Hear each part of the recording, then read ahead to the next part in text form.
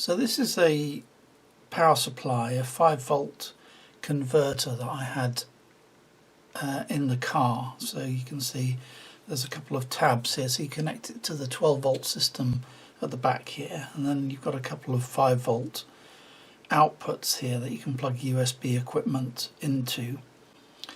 And this one, well, presumably what's inside is some kind of buck converter or regulator of some kind. I'm not exactly sure, but we'll find out in a minute.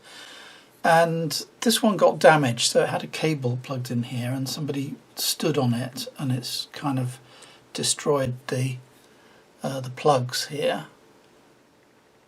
So I thought I would take it apart and, well, see what's in here. I think this bit's completely destroyed here. So there's nothing kind of separating the two USB sockets any longer. But it's still working. I mean, at least the light comes on when you connect it to 12 volts.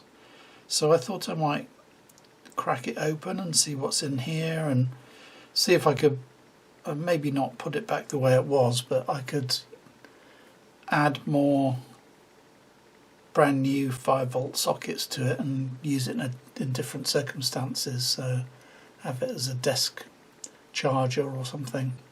I don't really know, but I'm going to take it apart anyway. And this is it looks like it's fairly well sealed. I tried to run a blade around here, see if I could get it off, but didn't really get anywhere. So I'm just going to go and saw the back off this, I think. So I'll be back in a moment with it open and we can pull out the electronics. Right, that wasn't so bad. So I managed to cut a slot with a hacksaw, and then I got a chisel in there and managed to pull the top off, but it is kind of stuck down quite hard.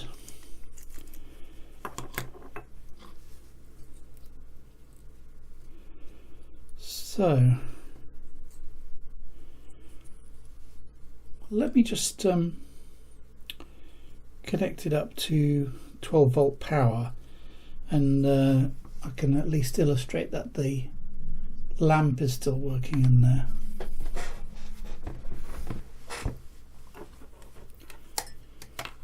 So I've got 13 volts on here, so similar to a car battery.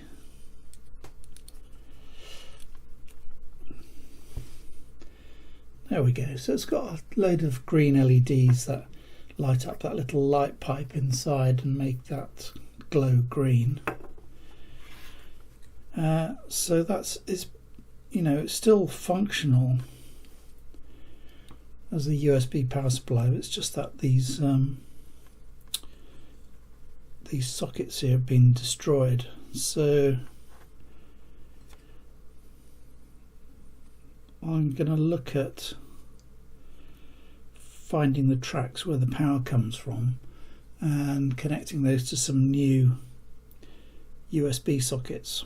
So let's see what I've got in my collection of components.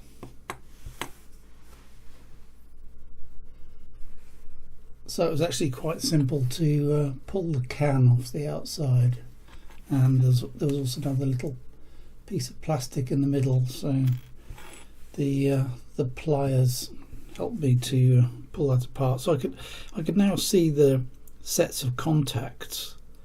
So there's obviously two sockets, and you've got the USB, the 4 pins of USB. So the outside ones are the plus and the minus, and then the ones in the middle are kind of sensing pins. So those often present different voltages, so that the device under charge knows how much current it can draw. So often there's kind of networks of resistors connecting those center ones. So I'll buzz that out, I think, and see if that's what's going on here. And then probably I can take the rest of this plastic assembly apart, and then it'll be clear where these come out of the circuit board, and I'll be able to solder some wires on there directly, I think. From the back of the board it's a bit difficult to see what's going on, though it looks like there might be some surface mount resistors there. I think this might be the resistor network to present the different voltages on those centre pins, but I'm not sure where the ones for the lower connector would be. So I'll do a few more measurements and then we'll see what the next step is. Actually, I just realised that having taken off this this bottom plate here, which had the plus minus on it, I wasn't sure which pin was which. So looking at the board, it looks like it says GND for ground here, and there's a tiny marking here that says plus 12 volts. So I think that's the way round it is, but I'll just check that. I thought I'd check it on camera in case I get it wrong and I'm just about to blow up a capacitor. I wouldn't really want to miss that for the camera. So let me switch off the power supply. Here we go, cross fingers. Yes, in fact the markings on the board are good, so I can continue.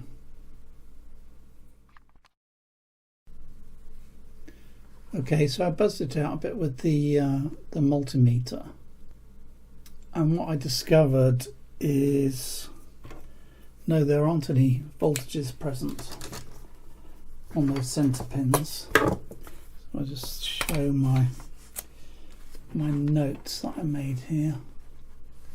So we've got the 12 volts and ground coming in from the car system at the top, and looking at the USB interface, so we've got on the left the USB ground and on the right 5 volts out. So as I said, the outer pins of USB are the power pins, and also it seems that the ground, the USB ground, is connected to car ground, so it's probably worth knowing that, isn't it?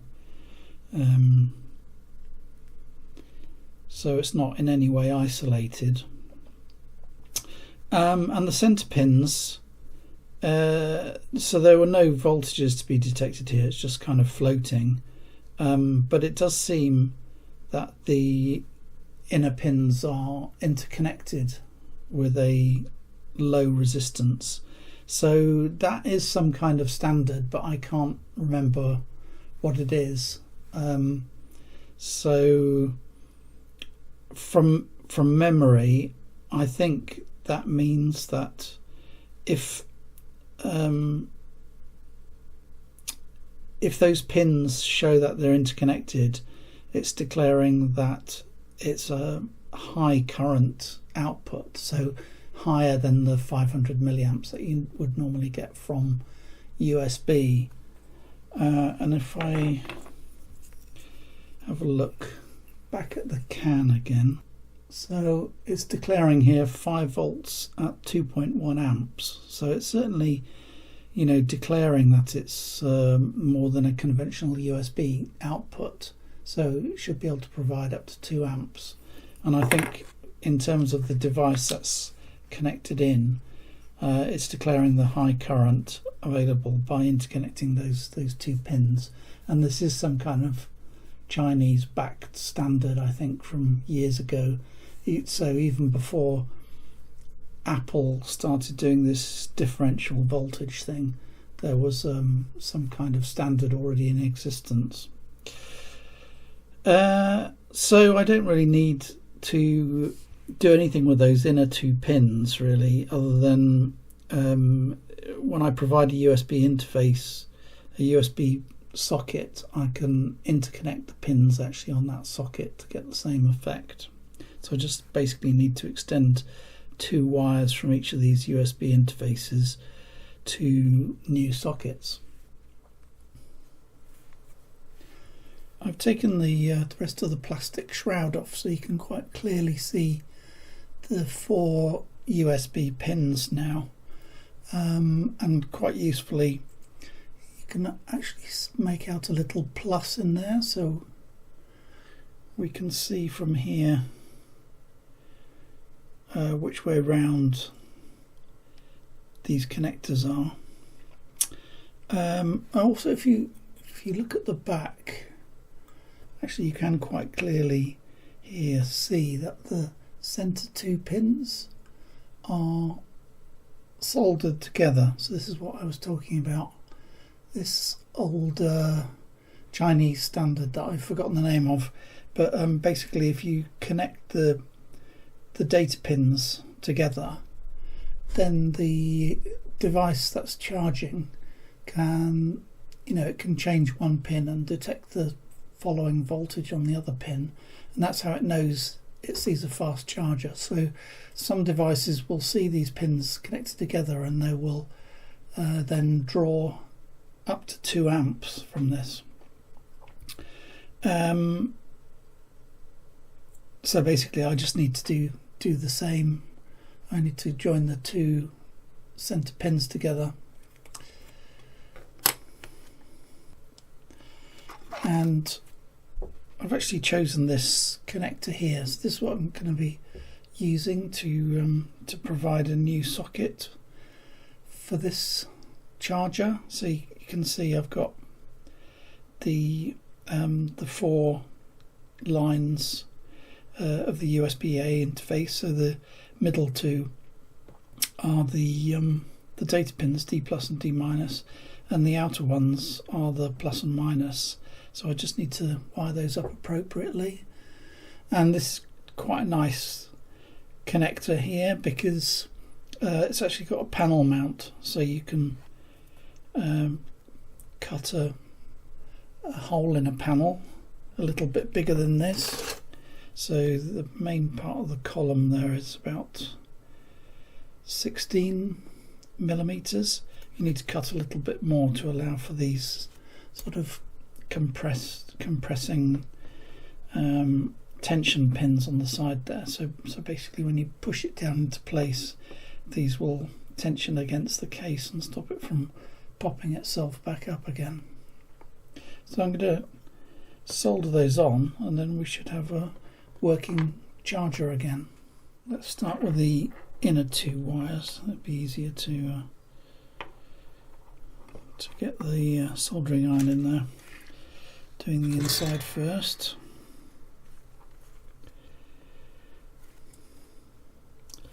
Not sure whether to solder onto these pins here or on the back. Actually, let's do it on the front.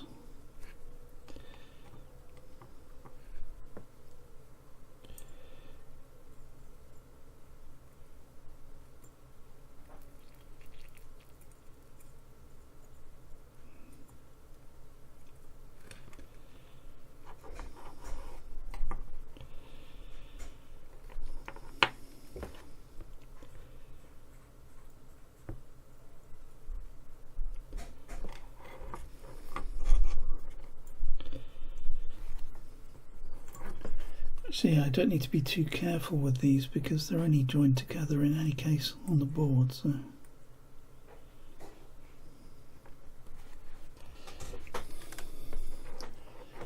And then we can see the plus on this side, so put the red wire on here.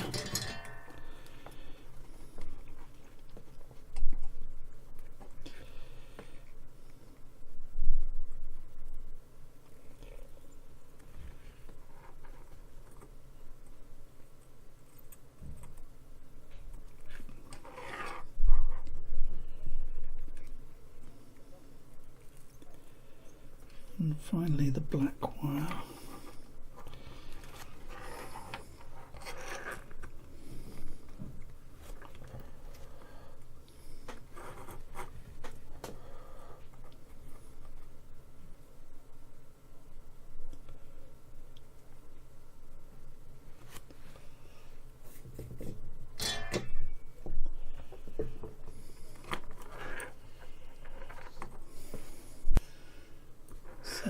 should be that. Let me just find a little USB meter to plug in here to make sure I've got the connections correct before I plug in something more valuable. So I'll plug in the 12 volts again, or 13 volts actually it is.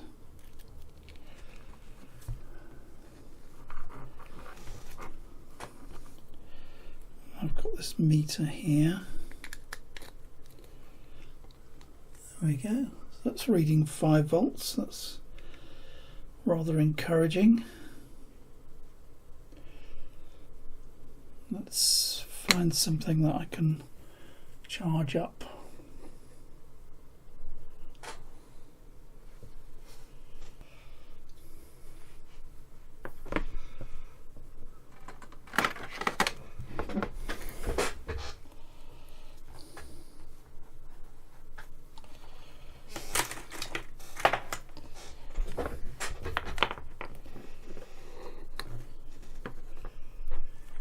I've got this MP3 player, music player. I don't think this has been charged for a while, so let's plug that in.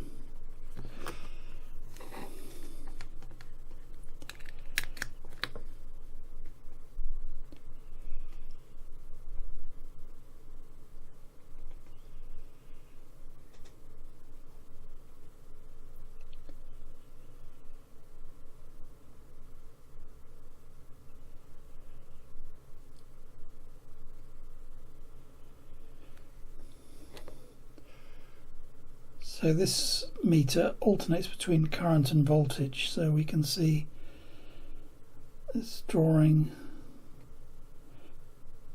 0.9, 0.95, 0.96 of an amp. So that's charging quite successfully. Let's just power this on.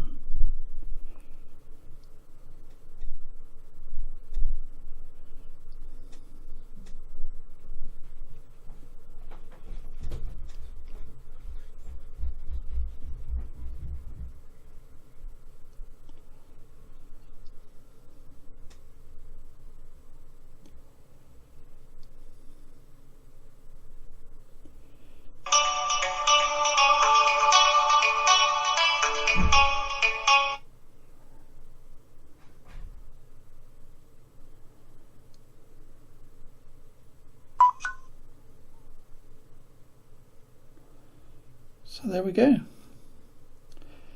That's charging up. And so we've